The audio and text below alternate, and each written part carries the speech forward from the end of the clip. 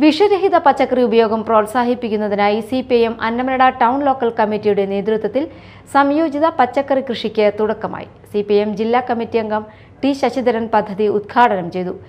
ഏതായാലും അതിനൊക്കെ തന്നെ ഘടകവിരുദ്ധമായി പോകുന്ന ഒരു സന്ദർഭത്തിലാണ് അണ്ണാറക്കണ്ണനും തന്നാലായത്. ഇതിപ്പോൾ കർഷക സംഘം പറഞ്ഞുകൊണ്ടൊന്നും എല്ലായിടത്തും ഉണ്ടായിക്കൊള്ളുന്നില്ല.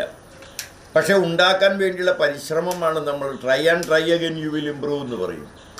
നിങ്ങൾ ഇടപെടൂ, നിങ്ങൾ നന്നായി ഇടപെട്ട് കഴിഞ്ഞാൽ നിങ്ങൾക്ക് രക്ഷപ്പെടാൻ കഴിയുമെന്ന് ഇംഗ്ലീഷിലെ വാചകം പോലെ നമുക്ക് കുറേ കാലമായി നമ്മളും ചെയ്യുകയാണ്. ഇപ്പോൾ 2020 മാതൃഭൂമി പത്രം ഒരു എഡിറ്റോറിയൽ എഴുതി. ആ എഡിറ്റോറിയൽ പറയുന്നത് കേരളത്തിൽ പച്ചക്കറി ഉൽപ്പാദനത്തിൽ CPMന് വലിയ പങ്ക് നിർവഹിക്കാൻ കഴിഞ്ഞെന്നാണ്. ആദ്യമായിട്ടാണ് മാതൃഭൂമി CPMനെ കുറിച്ച് ഇങ്ങനെ ഒരു കാര്യം പറഞ്ഞു. കേരളത്തിൽ പച്ചക്കറി ഉൽപ്പാദനത്തിൽ വലിയ വർധനവുണ്ടാക്കാൻ നമുക്ക് കഴിഞ്ഞു എന്നാണ്. ലോക്കൽ സെക്രട്ടറി PV വിനോദ് അധ്യക്ഷത വഹിച്ചു. TK Satheesan, PK Mohanan, BC Shyamkumar, വിനീത പ്രദീപ്, KA ഉബൈസ്, VK ജോയ് എന്നിവർ സംസാരിച്ചു. അന്നമനട ടൗൺ ലോക്കൽ കമ്മിറ്റിയുടെ പരിധിയിലെ 250 കുടുംബങ്ങൾക്കാണ് പച്ചക്കറി തൈകൾ വിതരണം ചെയ്തത്.